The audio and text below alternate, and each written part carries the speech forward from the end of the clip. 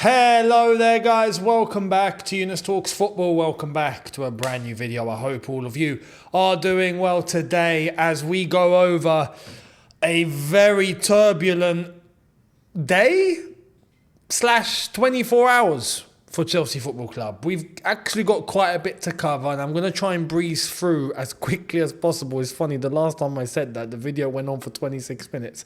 So we'll do our best, but we're going to get right into it. Today's been a day where, and you know, I'm not even going to talk about anything else because Chelsea is the only focus here. It's only been kicking off with us. Everyone else has had a calm day.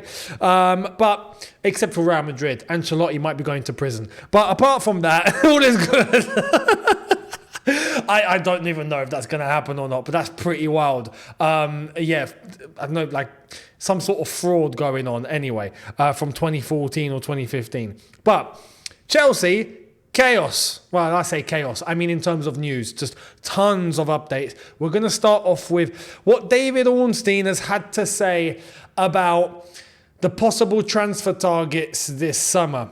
Now, I do want to mention the 22-23 financial numbers came out today. And we'll come to that.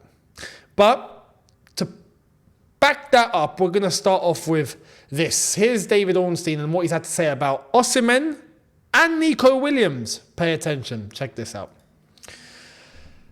He's a player Chelsea and a number of other Premier League clubs like and have been looking at for a while. I think the size of his salary could be problematic and therefore I would class Williams to Chelsea as unlikely at the moment. But let's see. January showed that the period of Premier League clubs paying massive transfer fees and salaries may well be slowing down, largely because of PSR, profit and sustainability rules. Chelsea, like many clubs, are tight on PSR and therefore will need to cut their cloth accordingly. Today's financial results showed that, but everything I hear suggests they fully expect to remain compliant and will do what it takes to ensure that. It means that when we hear talk of someone like Osimhen being signed this summer, I think that is very unlikely, owing to the transfer fee and salary. It's quite substantial when you get someone like David Ornstein coming out and now speaking like this, right? This is why on Osimhen, I've done a complete 180 as of, I'd say a good maybe 2 or 3 weeks now, where I've been on here saying, I don't see it now.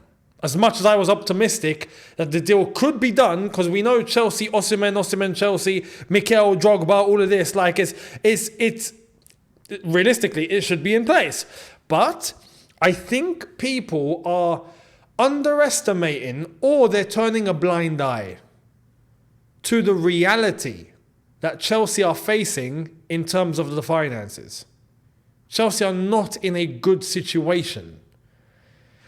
Will Chelsea get over the line in terms of FFP? Maybe, maybe not. But you best believe we spend on Osimhen, there's no way we're getting over the line. It's starting to dawn on not just myself, on everybody, and it should. And I would like, honestly, people to take the situation head on. You know, can you handle the truth? You know, as Jack Nicholson once said, you can handle the truth. Like, can you handle it? The reality is, we've spent $1 billion and we've not done it correctly. It's as simple as that. We had one shot at it and it's gone. Because now we're having to restrict ourselves. We're having to be careful. We're having to speculate. We're having to see, can this player be sold? We've got a June 30th deadline. Are we going to make it? Are we not? Oh, it's all up in the open. I'll get to that in a bit. But, by the way, Nico Williams, because to correct, I did put a comment and I pinned it in yesterday's video. He does have a €200,000 salary currently at Athletic Bilbao. We're not going to pay that. We're just not. It's not happening.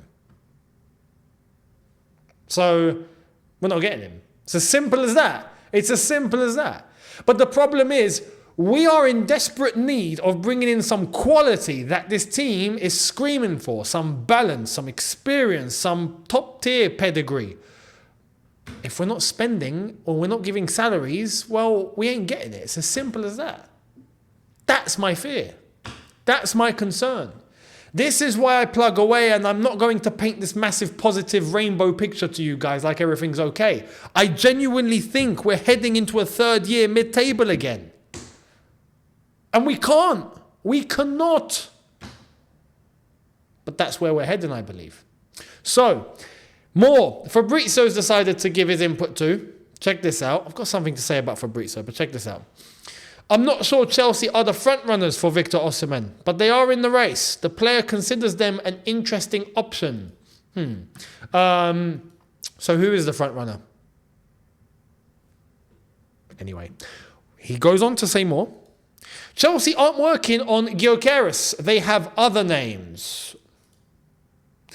There's a rumour, and I'll get to this later on as well, because I've got something to say about Ben Jacobs. But there was a rumour today that we're not going for Ruben Amorim. And then all of a sudden Fabrizio says we're not working on Gyökeres. We've got other names, but we're not going to be able to afford Osimhen. So who are we going to get? There is Sesko as a possibility, who can come on the cheap, right? At the same time,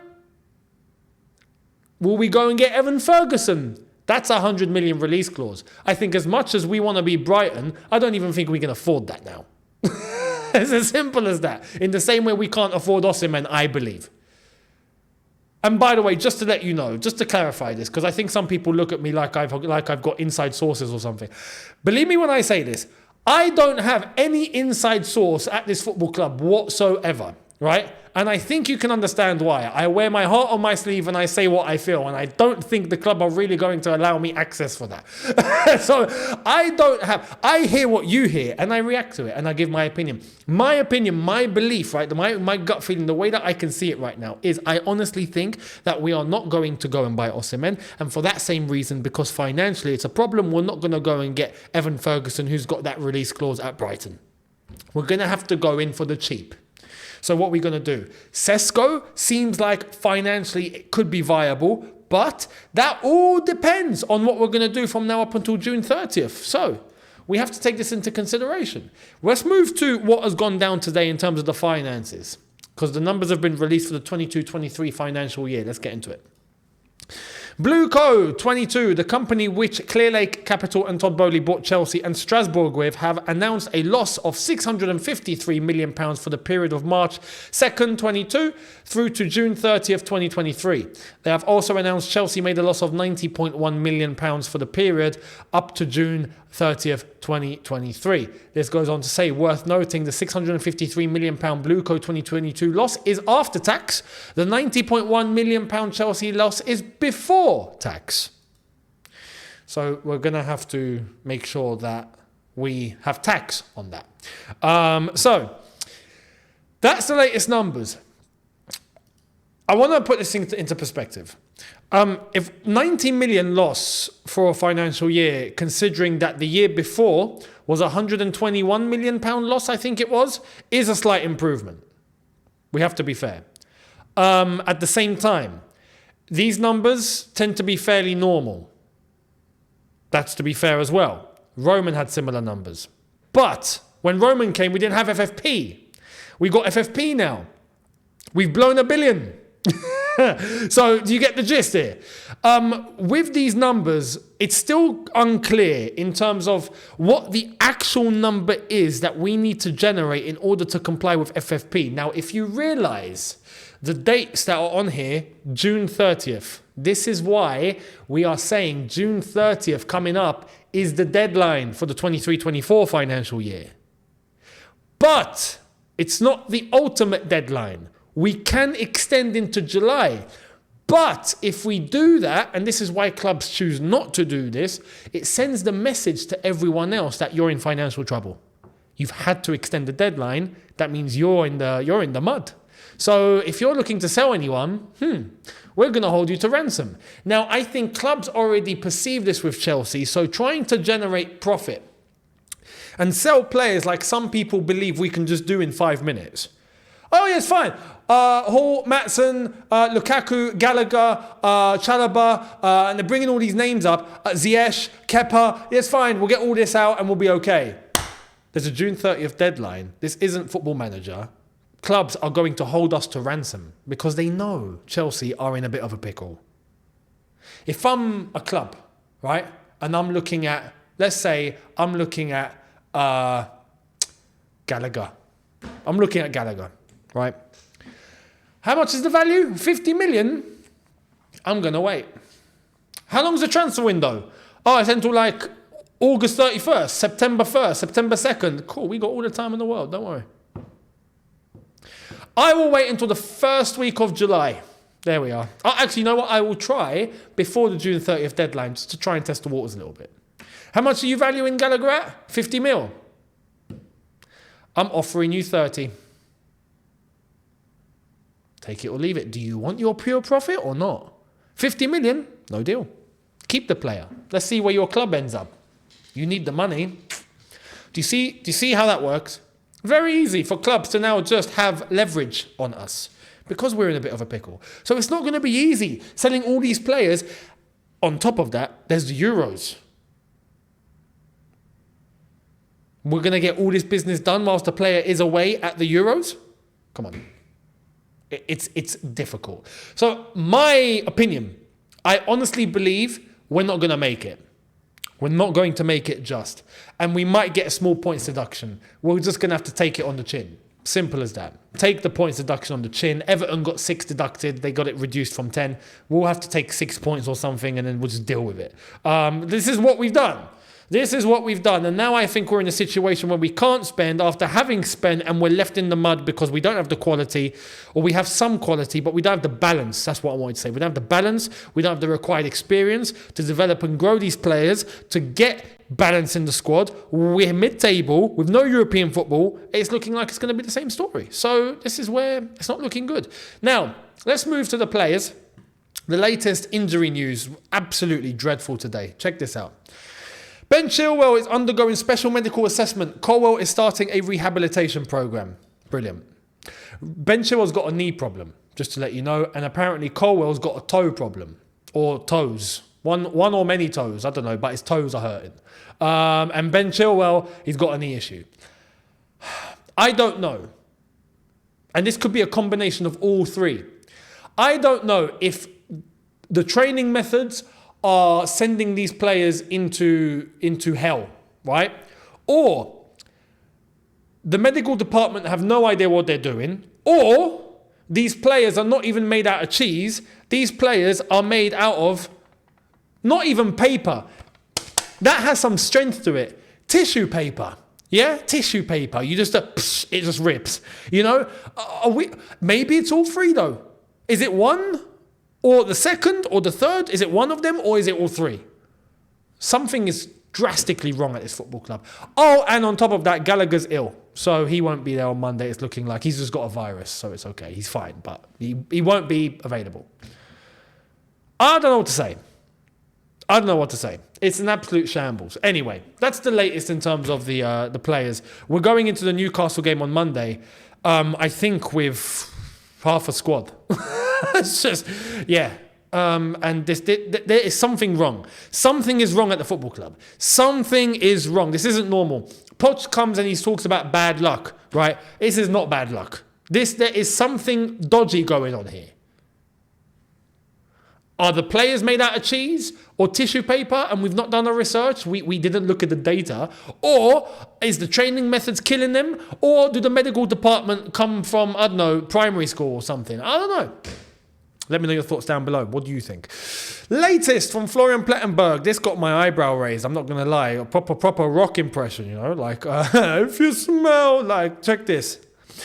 Thomas Tuchel has never ruled out a return to Chelsea. He still has the club in his sights. His greatest short-term desire is to return to the Premier League. He doesn't see his project there as complete yet. As reported, he is also interested in the project at Manchester United in Spain. He wants to coach FC Barcelona in Spain someday. That job is available, but it's looking like Hansi Flick has got first option on that job, so we'll see. But Thomas Tuchel has not ruled out a return. He genuinely wants to come back. Like I said yesterday, I believe that Thomas Tuchel is trying to out himself here as, I'm available, come and get me. Will Chelsea go and get him though? Nah. No. In the same way that it's come out today that apparently Jose Mourinho is out of the running. We don't even want to look at Jose. But who are we looking at? Well, this is where we're going to come to Ben Jacobs. I said we were going to talk about him. Let's get into this. Starting off with what he said here. Check this out. I'll explain. It's understood if Chelsea made a change of manager, they will move in a different direction. De Zerbi also is not thought to be looking at a potential Chelsea move as a priority. Hansi Flick and Julien Lopetegui could be looked at, and even Eddie Howe. Right. I understand right now all of you are looking at this and going, what? Hold the thought, don't panic, hold the thought. He also said this, Ruben Amorim is also not an active target as it stands for Chelsea. Hold the thought. Do you remember what I said earlier about Gyökeres? We're not looking at Gyökeres now apparently, according to Fabrizio, we're not looking at him, right? This does go hand in hand with this. But, big but, 2 days ago, Ben Jacobs said this. Chelsea appreciate Roberto De Zerbi, Ruben Amorim and Xabi Alonso. Pochettino's future is not predetermined. However, in an ideal world, they wouldn't want to make a change. This is after it's come out that Ruben Amorim is not an active Chelsea target. Which is it? Do Chelsea appreciate him or not? This is not the first time that we're seeing Ben Jacobs go from one extreme to the other here. And I've had it. I've been told, right, by many people now. Many people are on the same page that he doesn't have an inside source at the club. So I think it's safe to say that we're going to have to park Ben Jacobs from now on. Stick him on the shelf, right? Stick him on the table over there. And we'll just, well, actually, no, there's a Premier League trophy on there. There's too many trophies there as well. We'll chuck him outside. You know, like, it's not consistent. Much like Chelsea, it's not consistent. So, yeah. That's the latest there in terms of that. It's hard to know what to believe. So everything that Ben Jacobs has come out with today, please just take it with a pinch of salt. I have to say it. Take it with a pinch of salt. Hansi Flick, Amorim, De Zerbi, Lopetegui, Eddie Howe, but flipping out, who's next? Big Sam? You know, is Roy Hodgson coming out of what's meant to be a retirement? I don't know. So hold the thoughts. Now, Strasbourg, last night, big news came out from Strasbourg. They are acting up. They are acting up. Let's get into it. They've released a letter, a statement, right? This is in French. This is the group, Ultra Boys 90, right? They are, as it says here, the official Twitter of Ultra Boys 90. This is the Ultras group of Strasbourg, the Ultra fan group belonging to Strasbourg. This is the statement that they have made. You can basically sum it up at the very bottom. It says BlueCo out. Now, what does this mean? What is said? This is the English translation from the French statement. It's a long one. I'm not going to go through all of it, but I will sum it up because I have checked it and I can translate to a decent extent. I'm not 100% with French, but I'm maybe about 90% there. So I'm fairly good. Basically, they are saying that BlueCo have not even communicated once since coming in with this fan group. Now, just to put things into context, an Ultras group, we don't really have it in England. Across Europe, it's the group that basically represents the interests of the fans. They are the hardcore fans that are there every single minute of every day, of every hour, of every week, of every year, month, every year, right? They're the ones to go to. There's been zero communication between the new owners and the fan group, the Ultras, since they've walked through the door. So they're not happy about that. At the same time, they're not happy that all the experience in the team has been kicked out because of the under-23 model that has been implemented at Strasbourg. Now, I got a pause. They got an under-23 model. We've got an under-25 model. Made for them, it's even more extreme. Under-23, they don't want it. They're not happy. Everything that they've built is basically been decimated because they've brought in nothing but kids. They are against being part of a multi-club model. They don't want to be a part of it. They don't want to be the subsidiary to a club like Chelsea, for example. They don't want to be the ones that are just existing to be putting players on a timing belt so they might end up at Chelsea. They're not happy at that concept, but they're not happy at the way that the club has been run overall. They're not content. They reckon that the club is being stripped. The finances are all over the place. The under-23 model is not the way to move forward. So they have put up an ultimatum to BlueCo saying, get rid of this under-23 model or sell the club to a new owner. Simple as that. Now, because of this, they are holding a protest against. They're holding a protest against BlueCo on March 31st when Strasbourg play the league. I think it's a league game against Rennes. They are going to be holding a protest. You're going to see Strasbourg fans out on the street. It's going to be mad. They are saying BlueCo out. They want them gone, and they've taken matters into their own hands. So I have to say, it was only a matter of time before this was going to happen. And you best believe things continue to go the way that they're going at Chelsea. It's a matter of time here as well. The English overall tend to be a little slower when it comes to things like this. The French, they don't mess about. The Europeans don't mess about. You'll see fans taking drastic action like this very quickly. In England, the English are a very patient bunch, yeah? We like, as we always say, we like to keep calm and drink tea. Like, we actually do. We like to just chill out. We're not really fussed. We want to go to the pub, have a pint, and wait for it to all blow over. That's what we do as English people, right? But everyone has a limit. And right now, it's brewing at Chelsea. It's brewing. This cannot continue. Ben Jacobs has come out with things like Egbali would have to change his model. If he wants to bring back Tuchel, he's not going to do that. And that sounds about right. Julian Nagelsmann was not invested in the project. He didn't believe in it. And that sounds about right too. But this is the thing. With someone like Ben Jacobs, it's very hard now to know what's correct and what's not correct. So you're getting bits and pieces that align with, for example, what Strasbourg are saying about their own club. We are basically, mirroring each other with the way that it's been run. We're in the same pot. The only difference is we're the bigger club and we're suffering as well. And we're not going to be making European football either. So Strasbourg might get relegated, just to add the cherry on the cake there. So let me know what your thoughts on that as well. I honestly think that the time has to come at Chelsea in order to start taking action. Strasbourg are leading the way, and I think Chelsea will follow close behind with the rate that we are going at the moment. So let me know your thoughts down below on that. I think it's a matter of time, and to be honest, I think it needs to happen. Thank you all so much for watching. Let me know what you think down in the comment section below. Do not forget to catch all the content as it drops on here. I will be here tomorrow for a brand new one, maybe two. Keep your eyes peeled. Most likely double upload because it's all coming out. So make sure you're here. Hit the subscribe button and the notification bell to be notified once I've uploaded. Socials are on screen and in the description. And then the preview for the Chelsea-Newcastle game will be on Sunday as we play on Monday. So make sure you guys are there for that. And I will catch all of you tomorrow. Have a good one, people. See you tomorrow. Take care and peace.